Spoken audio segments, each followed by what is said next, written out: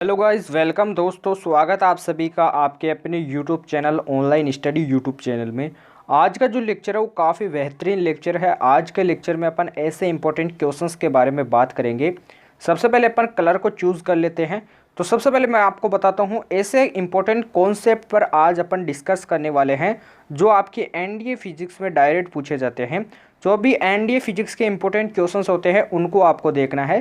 साथ ही हम इसके साथ साथ एक दो मैथ्स के क्वेश्चंस भी लेके चलते हैं जिससे आपका जो माइंड है वो तेज चले, इसलिए अपन मैथ्स के क्वेश्चंस को भी करेंगे लास्ट में, लेकिन फिजिक्स के क्वेश्चंस को आपको देखना है। तो चलिए बिना टाइम वेस्ट किए आज के क्लास को अपन स्टार्ट करते हैं। आज के क्लास का फर्स्ट क्वेश्चन क्या दे रखा है, इसे देखिए। परम शून्य ताप पर अर्धचालक व्यवहार करता है, किसकी तरह व्यवहार करता है? पूर्ण चालक की तरह है, पूर्ण अचालक की तरह, अति चालक की तरह या फिर अर्धचालक की तरह?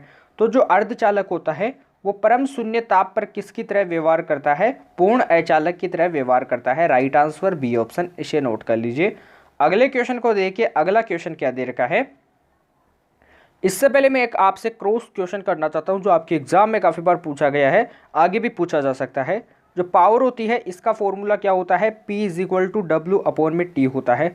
कभी आपसे क्वेश्चन में ऐसा पूछा जाए कि आपको टाइम दे रखा है, क्या दे रखा है? आपको टाइम दे रखा है T1 आपको जैसे दे रखा है 10 सेकेंड दे रखा है और T2 आपको क्या दे रखा है 20 सेकेंड दे रखा है। तो आपको बताना है कि जो पावर का जो रेशियो होगा P1 रेशियो P2 वो कितना होगा। तो यहाँ से जो पावर होगी, सबसे पहले अगली स्क्रीन पे देखते हैं अपन। सबसे पहले पावर समानुपाती किसके हो जाएगी? 1/T के। तो जो P1 हो जाएगा वो क्या हो जाएगा? समानुपाती 1/T1 और P2 क्या हो जाएगा? समानुपाती 1/T2। इसे नोट कर लीजिए। P1/P2 बराबर क्या हो जाएगा? T2/T1।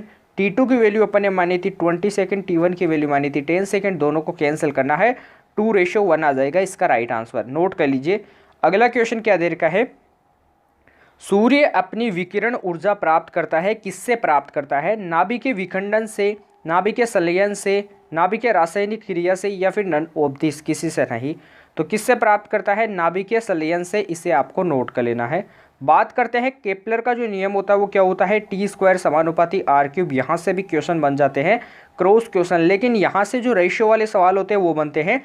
जैसे T² समानुपाती R³ है, आपसे बोलेगा कि T1 की वैल्यू दे रखी है आपको 8 दे रखी है, सॉरी आपको 4 दे रखी है।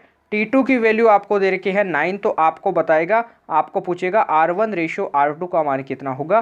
तो यहाँ से T1² समानुपाती R1³, स्क्वायर इधर जाएगा तो क्या हो जाएगा? R⁴/2। यहाँ से T1 समानुपाती किसके हो जाएगा? R1⁴2। तो अगली स्क्रीन पे देखते हैं थोड़ा सा अपन। तो T1/T2 निकालेंगे तो वो क्या हो जाएगा? यहाँ से R1/R2⁴3/2 हो जाएगा। रेशियो अपन ने क्या माना है?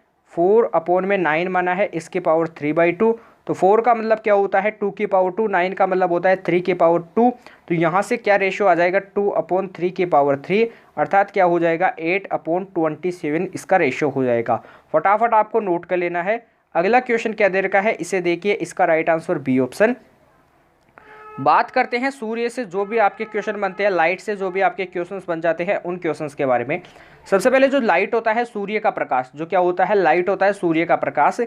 सूर्य का प्रकाश पृथ्वी पर आता है, ये आपको पता है कि सूर्य के प्रकाश को किसी भी यानी माध्यम में जाने की आवश्यकता नहीं होती है। सूर्य के प्रकाश को ट्रेवल करने के लिए, यानी आपको नोट करना है, लाइट को ट्रेवल करने के लिए मीडियम की आवश्यकता नहीं होती है। किसकी आवश्यकता नहीं होती है? मीडियम की आवश्यकता नहीं होती है। अब बात करते हैं जो सूर्य का प्रकाश होता है, ये क्या है? आपका सूर्य है। सूर्य का जो प्रकाश होता है वो छोटे छोटे बंडलों या फिर पैकेटों के रूप में आता है, जिसे क्या कहा जाता है? फोटोन कहा जाता है। फोटोन की जो एनर्जी होती है वो क्या होती है? E = H होती है। H ऐसे कैसे रहता है? न्यू का मान होता है C/λ, तो HC/λ हो जाता है।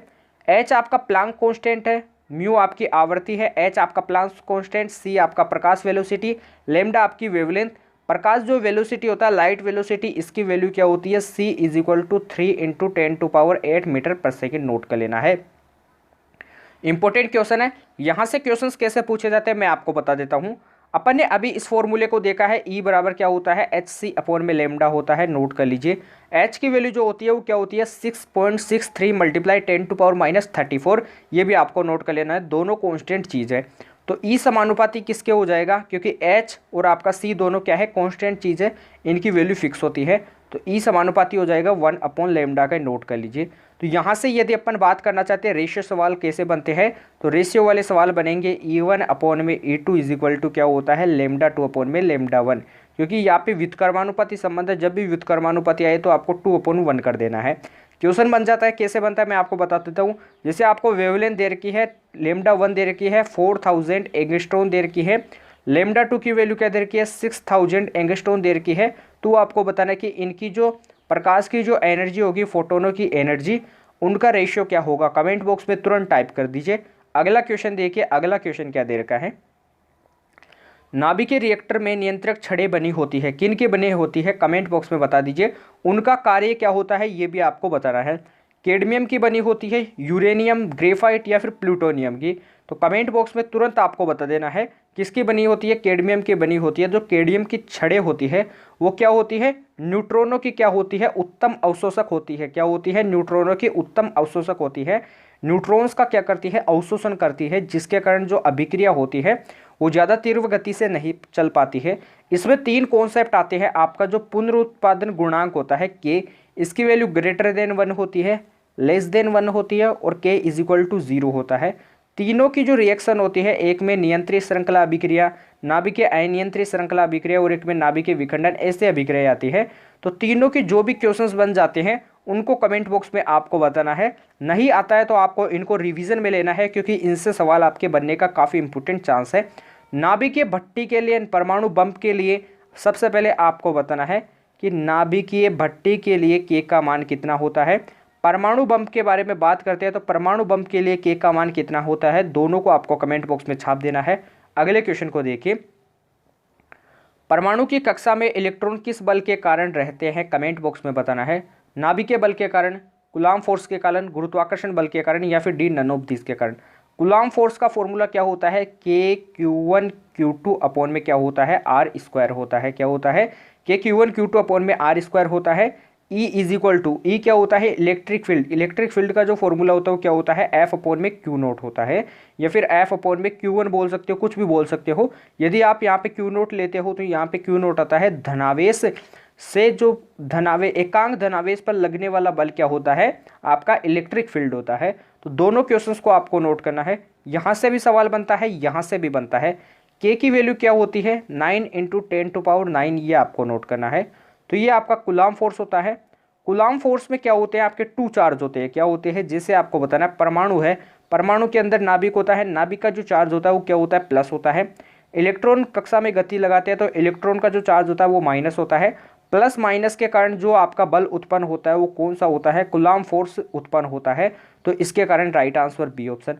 बताना है कि जो न्यूट्रॉन होता है इस पे कौन सा चार्ज होता है अवेलेबल, कमेंट बॉक्स में छाप दीजिए। अगले क्वेश्चन को देखिए, प्रकाश का वेग अधिकतम किस में होता है, कमेंट बॉक्स में बताना है। तो आपने नाम सुना होगा कि निर्वात में, वैक्यूम में प्रकाश का वेग क्या होता है, मैक्सिमम होता है। बताना कि जो साउंड होता है, साउंड का मान, साउंड जो होता है ध्वनि, इसका जो मान होता है वो अधिकतम किस में होता है। तो साउंड का जो मान होता है अधिकतम वो किस में होता है, सॉलिड में होता है। ट्रिक बन जाती है, एस यानी साउंड, एस यानी सॉलिड, दोनों में जो वर्ड दे रखा है एस वो समान है, इसके कारण साउंड किस में मैक्सिमम होता है, सॉलिड में। सॉलिड के रूप में आपका कौन कौन सा आ जाता है, स्टील आ जाता है, इस्पात आ जाता है। ऐसे 2 क्वेश्चन आ जाते हैं, स्टील वाले और इस्पात वाले 2 क्वेश्चन से पूछा जाता है।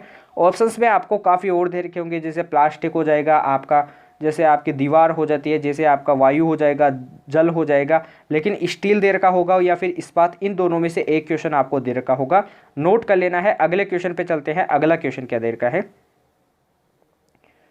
दूर संचार में कौन सी तरंगें प्रयुक्त होती है, कमेंट बॉक्स में बता दीजिए।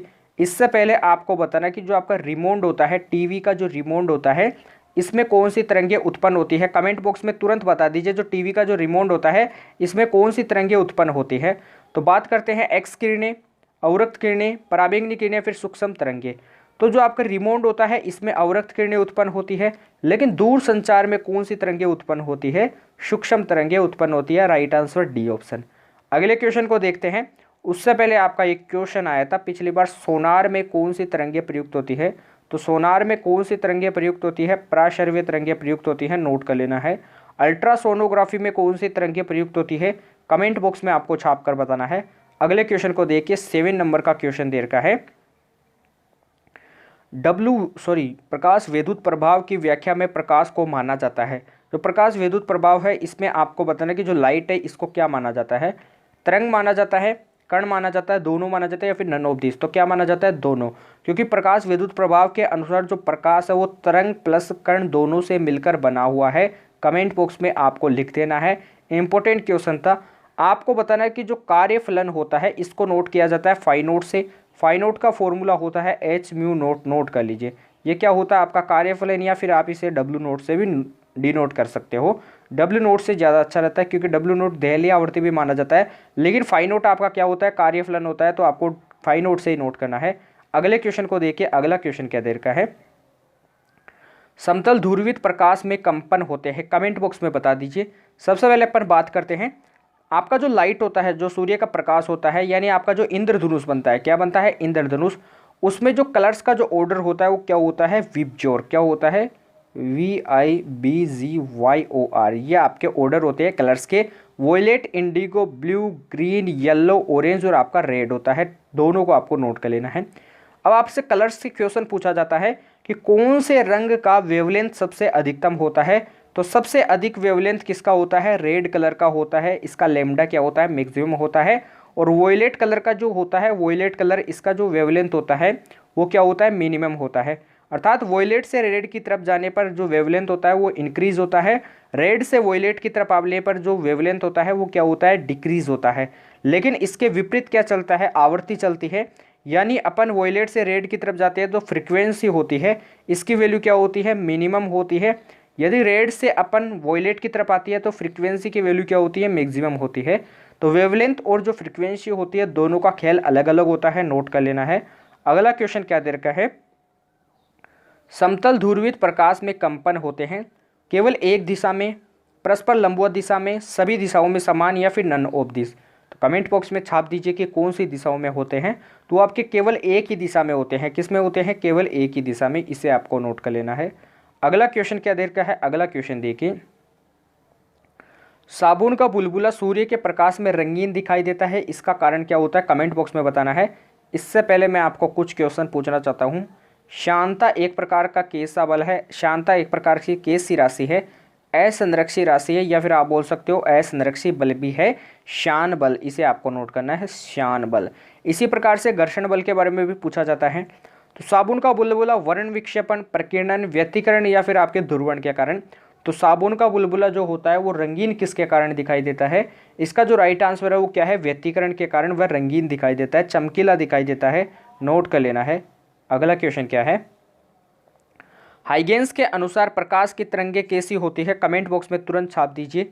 अनुदैर्घ्य होती है, अनुप्रस्थ होती है, विद्युत चुंबकीय होती है, फिर नन ऑफ दिस होती है, लॉन्गिट्यूडनल होती है, या फिर आपकी जो विद्युत चुंबकीय होती है यानी आपकी इलेक्ट्रिक मैग्नेटिक होती है। तो कमेंट बॉक्स में आपको तुरंत बताना है।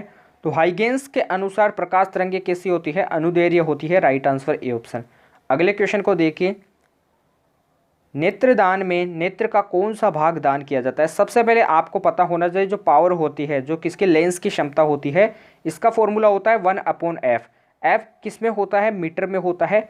यदि एफ की वैल्यू आपको सेमी में दे रखी है, एक फॉर्मूला तो होता है P = 1/f, जहाँ पर f क्या है, मीटर में है।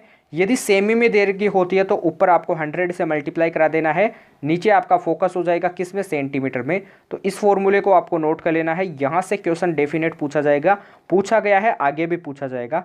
तो इस फॉर्मूले को नोट कर लेना है। क्वेश्चन कैसे बनेगा मैं बता देता हूँ। सबसे पहले आपको क्या दे रखा होगा, आपको फोकस दूरी का मान दे रखा होगा। जैसे आपको फोकस दे रखा है 20 सेमी दे रखा है, एक फोकस दे रखा है आपको 50 मीटर दे रखा है। तो दोनों के लिए पावर बता देता हूँ। सबसे पहले पहले के बारे में बात करते हो तो P = सेमी में है, तो 100 अपॉन में क्या हो जाएगा 20, 10 से 10 क्या हो जाएगा 5 हो जाएगा। पावर का मात्रा क्या होता है, डायोप्टर होता है, किसकी, लेंस की क्षमता का, जिसे कैपिटल D से शो किया जाता है। इसकी बात करते हैं तो P = क्या हो जाएगा 1/50 हो जाएगा, क्योंकि ये मीटर में है, तो 1/50 क्या हो जाएगा, डायोप्टर। नोट कर लीजिए।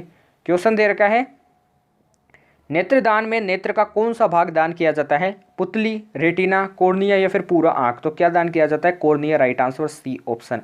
नोट कर लेना है, क्या दान किया जाता है, कॉर्निया दान किया जाता है नेत्रदान में। अगले क्वेश्चन को देखिए, किसी घड़ी के घंटे की सुई तथा सेकंड की सुई के कोणीय वेगों का अनुपात क्या होता है।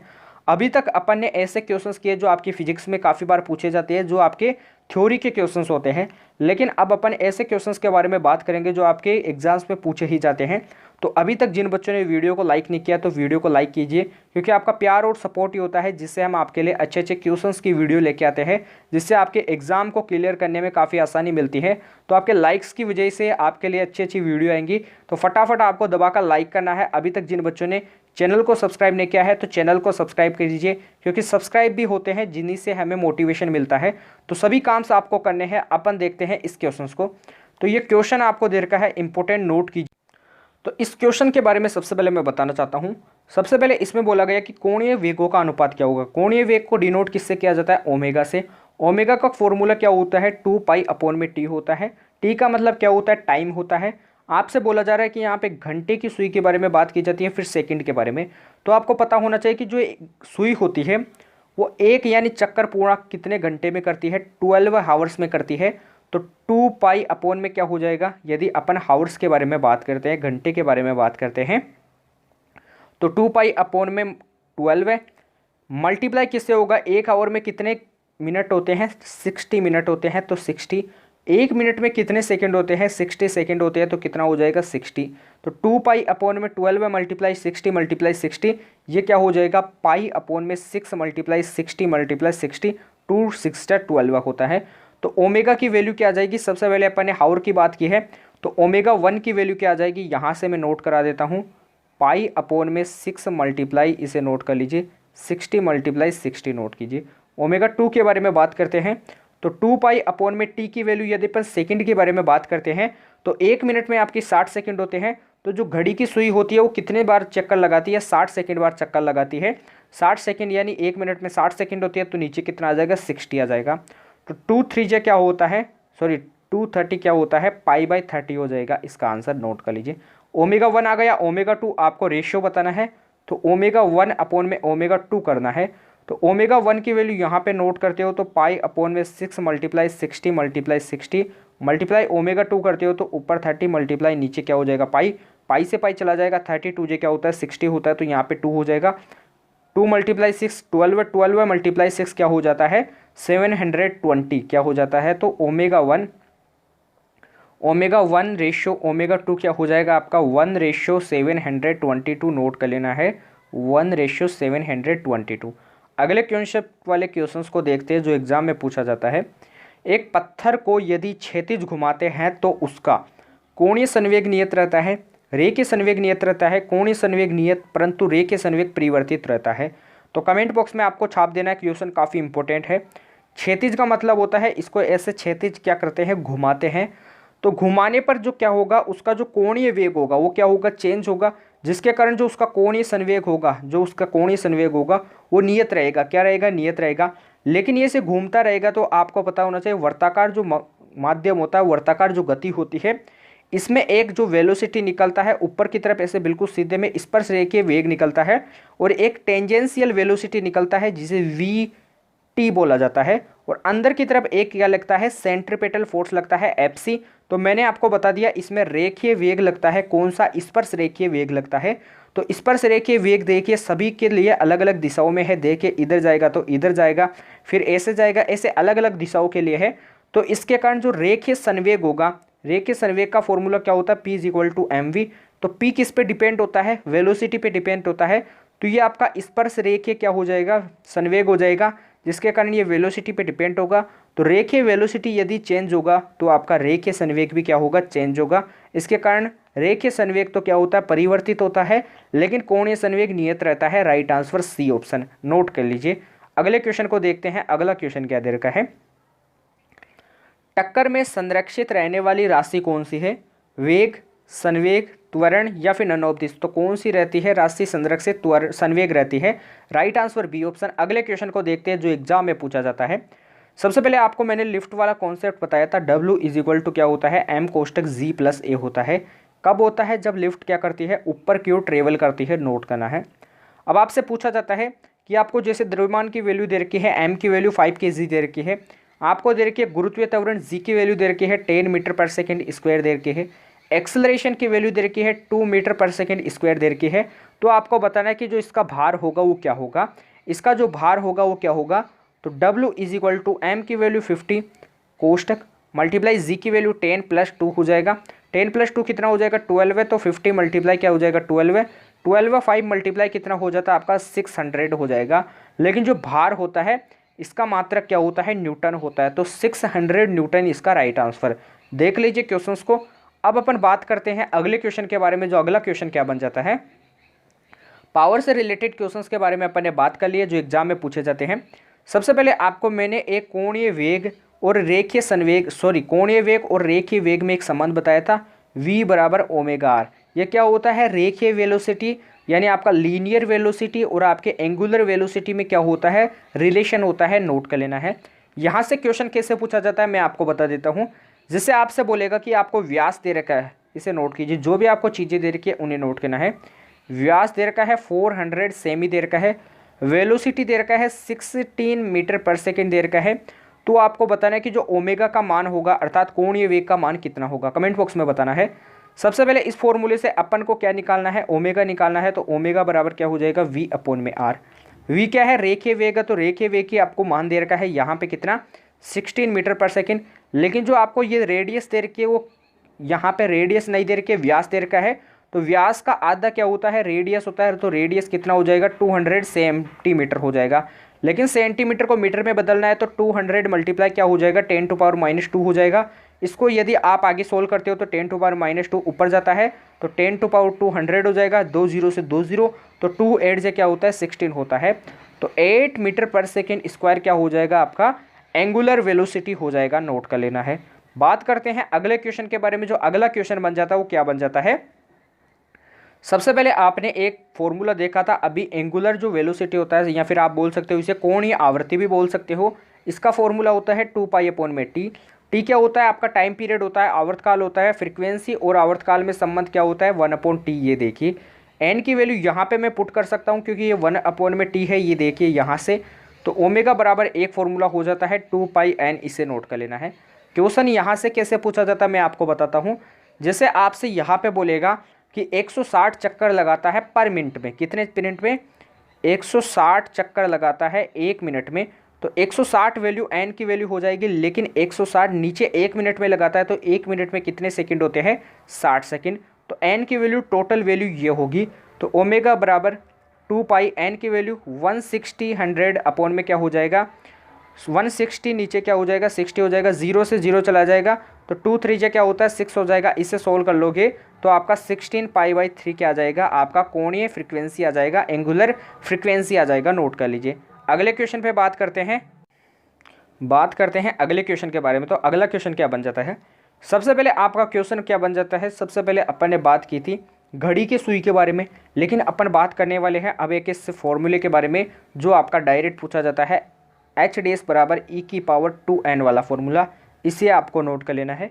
इसमें आपसे बोला जाता है कि आपको हाइट दे रखी है, आपको कुछ भी, जैसे आपको h दे रखा है, क्या दे रखा है, यहाँ से आपको h की वैल्यू दे रखी है 32 दे रखी है, स्मॉल h की वैल्यू, e की वैल्यू दे रखी है 0.5 दे रखी है। तो आपसे बोलेगा कि H की वैल्यू कितनी होगी। इससे आपके फॉर्मूले के अनुसार क्वेश्चंस होते हैं, तो इस फॉर्मूले को आपको नोट कर लेना है। अब बात करते हैं जो आपका जो न्यूटन्स लॉ होता है, क्या होता है, न्यूटन्स लॉ। इसके अनुसार न्यूटन का जो फर्स्ट नियम होता है उसके अनुसार कौन से सवाल बनते हैं।